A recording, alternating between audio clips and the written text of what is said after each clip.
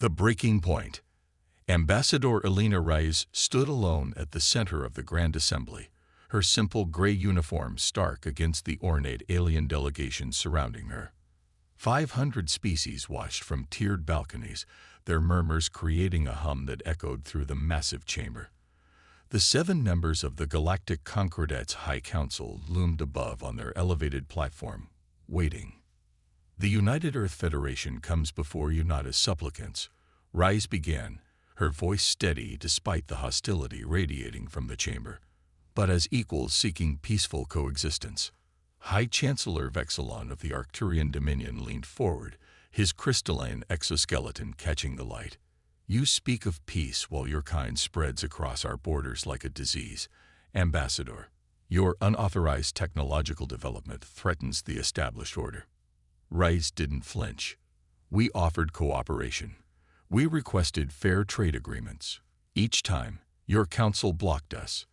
Because humans refuse to accept their proper place," hissed Councillor Shazfal, the serpentine representative of the Draconis Imperium.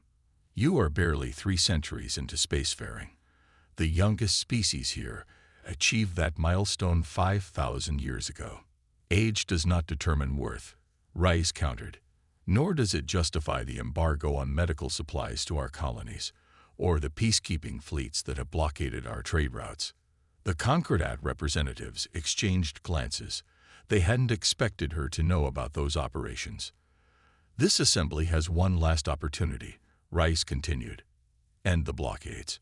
Recognize Earth's sovereignty and our right to self-determination, or we will secure these rights ourselves." Laughter rippled through the chamber. "Is that a threat, Ambassador?" Vexilon's voice cut through the noise. "From a species with barely 20 systems to its name." "It's a promise," Reyes said, turning to leave. "History will remember who chose war." As she walked toward the exit, a junior aide rushed to her side, face pale. "Ambassador, urgent transmission from Outpost Mercy." The message played in her earpiece as she walked. The blood drained from her face. "They'll regret this," she whispered. Captain Sarah Chen of the Medical Transport Samaritan watched the stars through the viewport, nursing a cold cup of coffee. Their cargo hold was packed with vaccines for the Epsilon colony, where a new strain of fever had broken out among the children.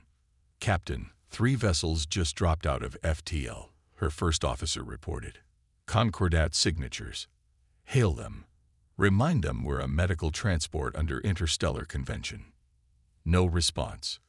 "They're powering weapons." Chen slammed the emergency broadcast button. "This is Captain Chen of the UEF Samaritan. We are an unarmed medical vessel carrying vaccines for." The first shot struck their engines. The second tore through the cargo bay. The third hit the bridge. As the ship came apart around her, Chen activated the black box recorder and spoke her final words. "Remember us. Make them pay." The transmission reached Earth 16 hours later. Deep beneath the Rocky Mountains, in a facility that didn't officially exist, General Maya Okafor stood before the Joint Military Command. The room was silent as the recording of the Samaritan's destruction played one final time. "That makes 17 attacks on humanitarian vessels in the past month," Okafor said. "The Concordat has made its choice." Admiral Takashi leaned forward. "The Security Council has approved Protocol Omega." Okafor nodded once. "How long have we been preparing?" 15 years, replied Colonel Nassar, head of Special Operations. "We have cells on 43 worlds under Concordat control. Sleeper agents embedded in their command structures. And the Ragnarok fleet is ready." "They think humans are soft," Okafor said. "Undisciplined. Emotional." She allowed herself a cold smile. "They've never faced us in a real war." She pressed her palm against the scanner on the table.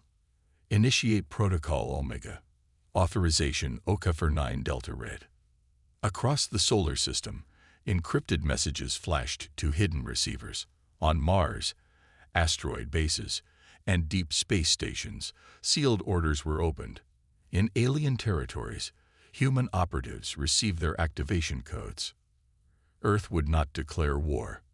Earth would simply win it. On Talaris Prime, a mining world under Draconis control, Supervisor Krenz Hall inspected the day's quota with satisfaction. The human laborers had exceeded expectations again, despite the reduced rations. Such useful creatures, if properly controlled. He didn't notice when the lights in the processing plant flickered briefly, or when the security system reset itself with a subtle chime. That night, as he slept in his heavily guarded compound, he didn't hear the 6 shadows that slipped past his perimeter defenses, disabled his guards, and entered his private quarters. He woke to find Marcus Reed, a seemingly unremarkable mine foreman, standing over him. "What is the meaning of this?" Krenjal demanded. "You'll be executed for your security codes," Reed interrupted, his voice unexpectedly calm. Now, 20 minutes later, Reed and his team had downloaded the entire Draconis military network for the sector. By morning, they had vanished into the wilderness, along with 300 miners. The compound burned behind them. Similar scenes played out across 27 worlds that night. Key installations sabotage, crucial intelligence stolen, strategic targets eliminated with surgical precision. The Concordat's response was predictable. Massive force. They deployed dreadnoughts to human colonies, expecting quick surrenders. They found ghost towns instead. On New Eden, Admiral Jakorl of the Arcturian fleet landed with 10,000 troops to secure the planet's capital. They found empty streets, abandoned buildings, and inactive systems. These cowards fled. Jakorl told his officers, "Secure the infrastructure. We'll use this world as a staging ground." That night, as his forces spread across the city, the ground beneath them erupted. Hidden explosives collapsed tunnels and roadways. Automated defense systems activated from camouflaged positions, and from the forests surrounding the city, precision strikes cut power to isolated enemy units. By dawn, Jakorl had lost a third of his forces without ever seeing an enemy combatant. "They're not fighting like civilized beings," he raged to the High Council. "They hide. They strike without honor. They don't engage properly."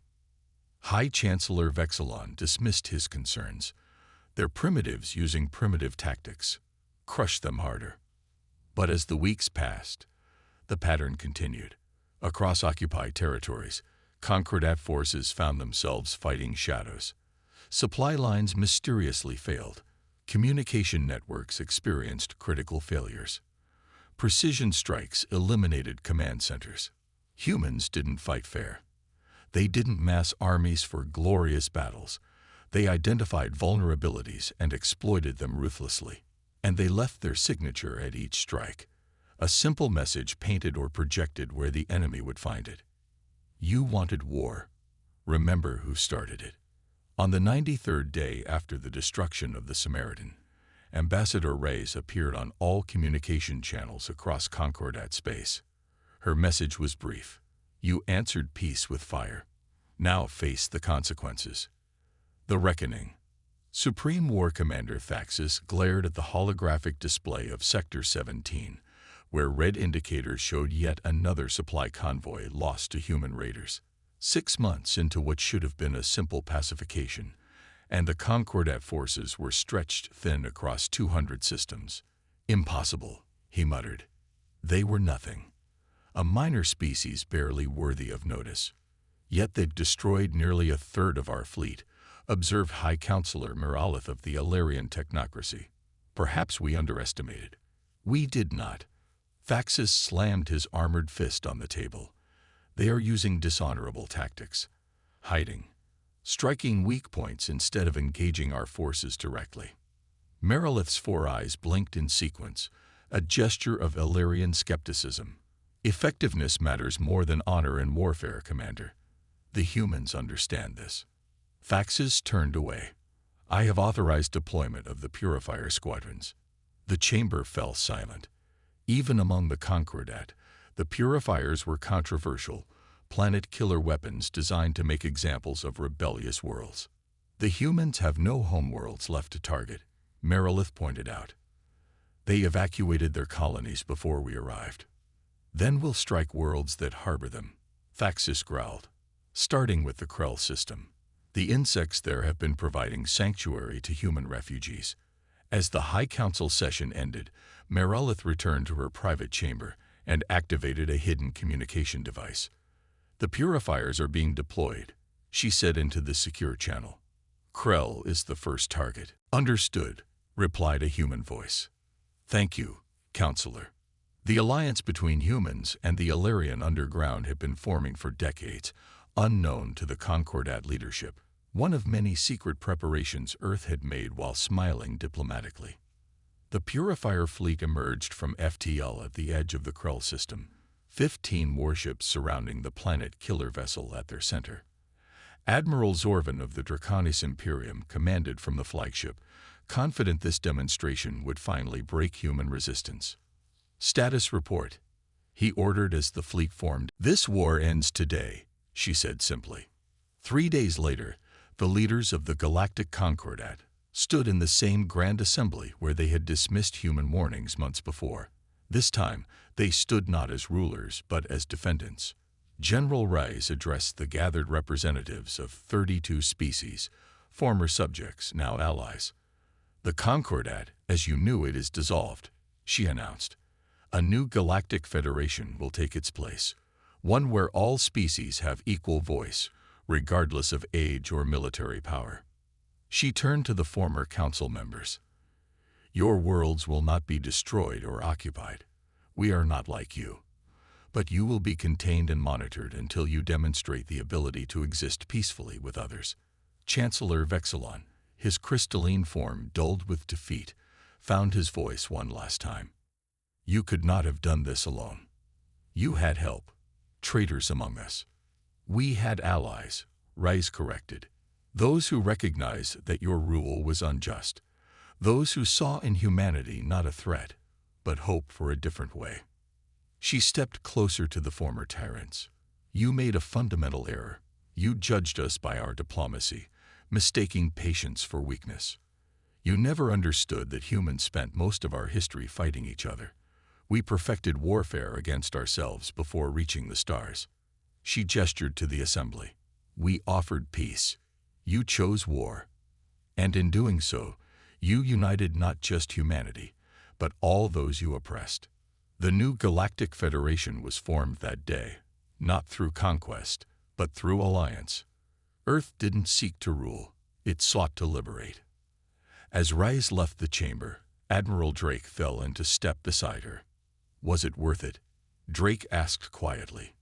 Rice thought of the Samaritan, of Captain Chen's final message, of all those lost in a war they hadn't wanted. They'll remember, she said finally.